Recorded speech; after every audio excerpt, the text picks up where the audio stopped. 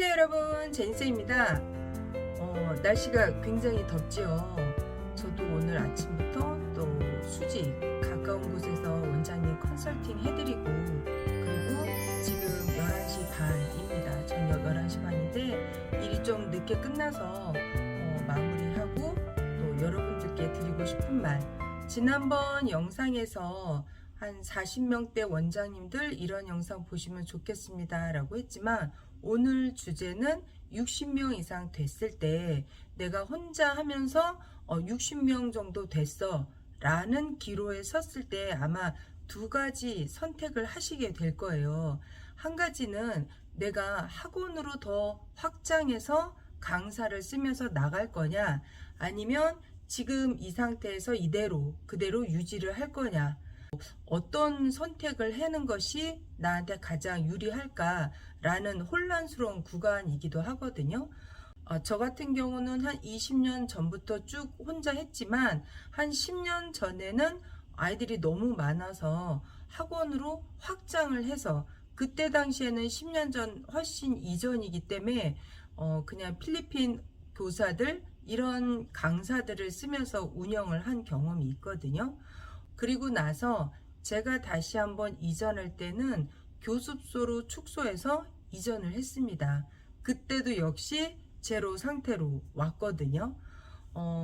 뭔가 믿는 구석이 있고 또 확신이 있기 때문에 그냥 나는 작더라도 혼자 하는 게 훨씬 나한테 맞는 것 같아. 교습소 체질인 것 같아요. 그래서 저는 그때 당시에 이제 학원 평수도 컸고 또 다 좀 권리금도 받고 넘기면서 다시 또 교습소로 확장하고, 교습소에서 조금 더, 물론 20평 미만대로 계속 확장을 했죠. 많이 움직이지는 않았어요. 근데 이제 오늘 드리고 싶은 이야기는, 어떤 게 가장 나에게 유리하냐라는 선택을 할 때 40명 구간일지라도 더 분발을 하셔야 되는 이유가 있고요. 60명 구간임에도 지속적으로 내가 성장을 해야 되는 이유가, 운영을 하다 보면 변수라는 것이 생겨요. 지금 이대로 나 좋아, 너무 만족스러워 라는 것이 영원히 지속되면 좋으련만, 그렇지 않고 우리 프로그램과 경쟁사가 생겼어, 또는 내가 갖고 있는 프로그램보다 훨씬 더 인기도가 높고 또 트렌드에 맞는 것이 갑자기 옆에 들어섰어. 네, 이러한 변수가 생길 수 있거든요. 이럴 때 마이너스로 빠져나가는 건 순식간입니다. 예, 그냥 한두 명이 아니라 어쩌면 10명 그 이상까지도 갈 수 있거든요.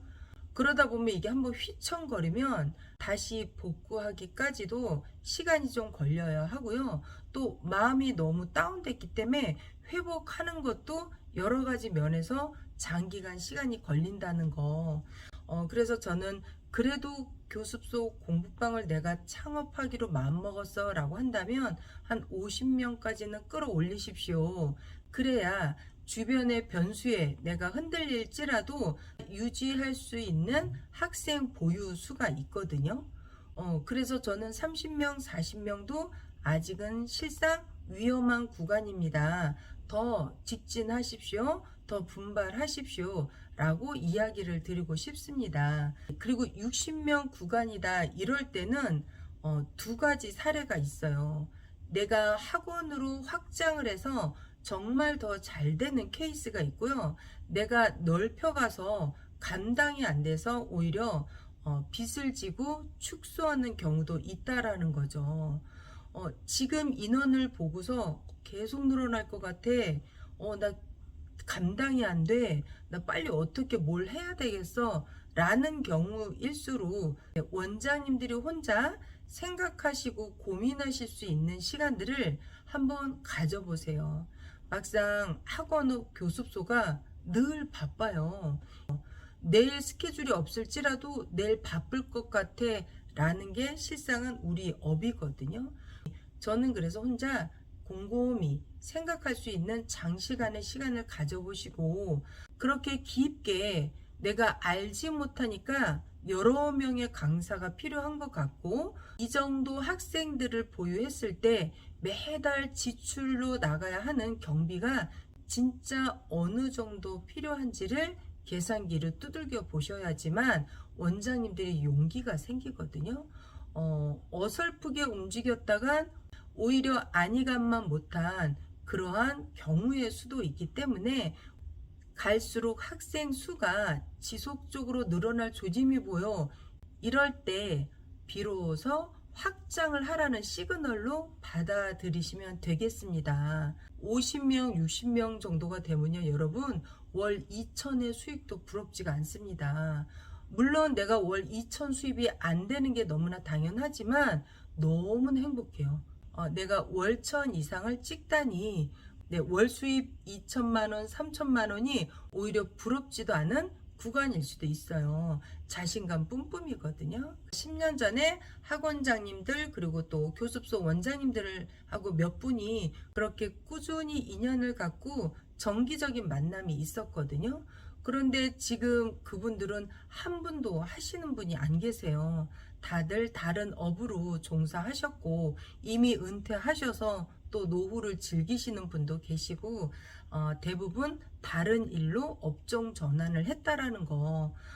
저는 지금까지도 교습소를 하고 있는 이유 중에 하나가 과거 10년 전에 그렇게 학원을 크게 했었음에도 불구하고 학원업은 너무 일이 많고 또 지출이 굉장히 많았어요.